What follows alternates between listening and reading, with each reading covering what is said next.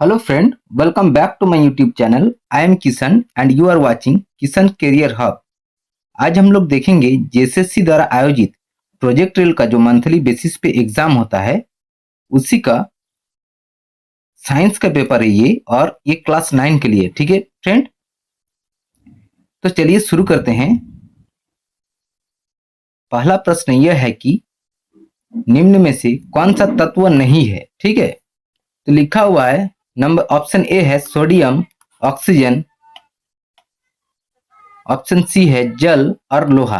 तो देखिए ठीक से कि सोडियम एक तत्व है, ठीक है, ऑक्सीजन भी क्या है, तत्व है यानी कि एलिमेंट, लोहा भी एक तत्व है, जबकि जल एक तत्व नहीं है, ये क्या है, यौगिक है। ठीक है ना। जल का रासायनिक सूत्र क्या होता है, H2O। ठीक है, जब दो या दो से अधिक तत्व आपस में मिलते हैं तो क्या बनते हैं, यौगिक बनते हैं। ठीक है फ्रेंड। नेक्स्ट क्वेश्चन है दूध किस प्रकार का मिश्रण है, विलयन है, कोलाइड है, निलंबन है, यौगिक है। तो सही उत्तर हो जाएगा ऑप्शन बी, ये एक कोलाइडल विलयन है। ठीक है फ्रेंड, देखिए देखने में ये सामंगी लगता है, होमोजेनियस लगता है, ठीक है ना, लेकिन ये वास्तव में है विषमांगी मिश्रण। ठीक है फ्रेंड। नेक्स्ट क्वेश्चन है जैसे कि CaCO3 का सापेक्ष आणविक द्रव्यमान कितना है। कैल्शियम का परमाणु द्रव्यमान दिया है 40 और कार्बन का दिया है 12 और ऑक्सीजन का दिया है 16। ठीक है, तो CaCO3 is equal to Ca का 40 पुट करेंगे, ठीक है, प्लस कार्बन का 12 और ऑक्सीजन का ये 3 मल्टीप्लाई ऑक्सीजन हो जाएगा। ठीक है फ्रेंड, तो 40 प्लस 12 प्लस 3 16 कितना होगा, 48। तो 48 12 कितना होगा, 48 तो 50 तो 60 60 40 कितना होगा, 100 100 U हो जाएगा। ठीक है फ्रेंड।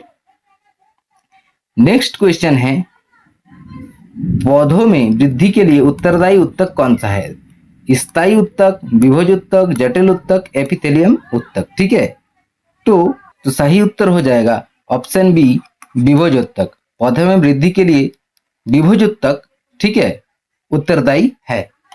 नेक्स्ट क्वेश्चन है न्यूटन के तृतीय गति नियम का उदाहरण कौन सा है, रुकी हुई बस का अचानक चलना, ठीक है, रॉकेट का उड़ना, गेंद का लुढ़क कर रुक जाना और पेंडुलम का दोलन। ठीक है फ्रेंड, तो देखिए न्यूटन का तृतीय गति नियम बताता है, यानी कि थर्ड लॉ ऑफ मोशन बताता है प्रत्येक क्रिया के बराबर, ठीक है, बराबर लेकिन विपरीत प्रतिक्रिया होती है।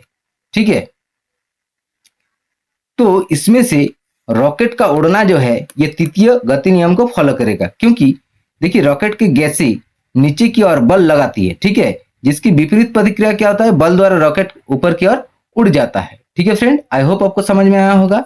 नेक्स्ट क्वेश्चन है 5 केजी की वस्तु का संवेग 20 केजी मीटर पर सेकंड है, तो उसका वेग क्या होगा। ठीक है, तो देखिए ये दिया है, यहां पर क्या दिया है, संवेग दिया है, ठीक है, संवेग दिया है P is equal to 20 KG meter per second और द्रव्यमान यानी कि M is equal to 5 KG दिया है। ठीक है, हम लोग को निकालना है वेग यानी कि V is equal to what, तो हम लोग जानते हैं P is equal to M multiply V, तो V इज इक्वल टू हो जाएगा P अपॉन M। ठीक है, तो P क्या दिया है, P दिया है 20 और ये दिया है M 5, तो 5 को कट करेंगे 4 हो जाएगा, तो 4 मीटर पर सेकंड हो जाएगा आंसर। तो क्या हो जाएगा, ऑप्शन बी सही उत्तर हो जाएगा, 4 मीटर पर सेकंड। ठीक है फ्रेंड। नेक्स्ट क्वेश्चन देखिए, ये लघु उत्तरीय प्रश्न है। प्रश्न नंबर 7 में लिखा है शुद्ध पदार्थ और मिश्रण में 2 अंतर लिखिए। ठीक है फ्रेंड, तो क्या क्या हो जाएगा, देखिए 2 अंतर, शुद्ध पदार्थ केवल एक ही प्रकार के कणों, परमाणु या अणु से बने होते और इनका रासायनिक संगठन निश्चित होता है, जबकि मिश्रण में क्या होता है, 2 या 2 से अधिक शुद्ध पदार्थों के किसी भी अनुपात में मिलाने पर बनता है। ठीक है, ये एक अंतर है। प्रॉपर्टीज में क्या अंतर है, शुद्ध पदार्थ के भौतिक एवं रासायनिक गुण निश्चित होते हैं, जबकि मिश्रण अपने घटकों के गुणों को दर्शाता है और इसे भौतिक विधियों द्वारा आसानी से अलग भी किया जा सकता है। ठीक है फ्रेंड। नेक्स्ट क्वेश्चन है मोल संकल्पना को परिभाषित कीजिए। तो देखिए पदार्थ की वो मात्रा जिसमें उतने ही कण, परमाणु, अणु या आयन उपस्थित होते हैं जितने कार्बन 12 समस्थानिक के ठीक 12 ग्राम के परमाणु में होते हैं। यानी कि 1 मोल बराबर हो जाएगा 6.022 मल्टीप्लाई 10 टू द पावर 23 कण। ठीक है, इसे एवोगाद्रो नंबर भी कहा जाता है। नेक्स्ट क्वेश्चन है, पैरेंकाइमा उत्तक के 2 कार्य लिखिए। तो पैरेंकाइमा उत्तक के क्या कार्य है? भोजन एवं पोषक तत्वों का संग्रहण। देखिए, ये उत्तक पौधों में भोजन, जल और पोषक तत्वों को संचित करने का मुख्य कार्य करता है। और नेक्स्ट है, पौधों की सहायता एवं प्रकाश संश्लेषण। ये पौधे के कोमल भागों को यांत्रिक सहायता प्रदान करता है। जब इसमें क्लोरोफिल पाया जाता है तो यह प्रकाश संश्लेषण द्वारा भोजन का निर्माण भी करता है। ठीक है फ्रेंड। नेक्स्ट क्वेश्चन है, जड़त्व कितने प्रकार के होते हैं? नाम लिखिए। तो देखिए, जड़त्व मुख्य रूप से 3 प्रकार के होते हैं। कितने प्रकार के? 3 प्रकार के। विराम का जड़त्व, गति का जड़त्व, दिशा का जड़त्व।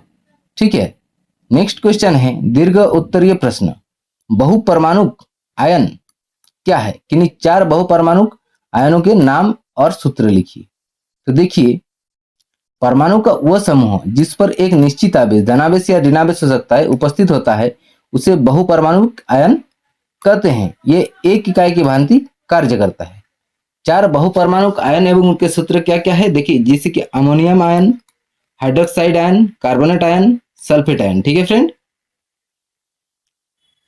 नेक्स्ट क्वेश्चन है, न्यूटन का प्रथम गति नियम लिखिए। दैनिक जीवन से 2 उदाहरण देकर जड़त्व को समझाइए।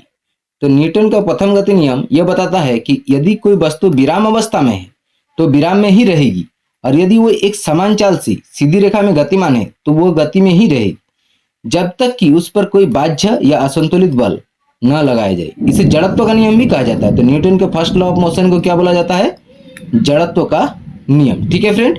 और दैनिक जीवन से जड़त्व के 2 उदाहरण है, बस के अचानक चलने पर यात्री को पीछे की ओर झुकना। ठीक है, जब कोई बस रुकी हुई होती है तो यात्री के शरीर भी विराम अवस्था में रहता है। बस के अचानक चालू होकर आगे बढ़ने से शरीर का निचला हिस्सा गति में आ जाता है। ठीक है। नेक्स्ट है, पेड़ की शाखाओं को हिलाने पर फलों पत्तियों का गिरना। देखिए, जब पेड़ की टहनी को तेजी से हिलाया जाता है तो टहनी गति में आ जाती है, परंतु उस पर लगे फल और पत्तियां विराम के जड़त्व के कारण स्थिर रहने की कोशिश करते हैं। इस कारण वे टूटकर नीचे गिर जाते हैं। ठीक है फ्रेंड। तो आई होप आपको ये समझ में आया होगा। अगर वीडियो पसंद आए तो वीडियो को लाइक करें। ठीक है, चैनल को सब्सक्राइब करें और अपने दोस्तों के साथ शेयर करना भी ना भूलें। ठीक है, तब तक के लिए धन्यवाद। जय हिंद। ठीक है फ्रेंड।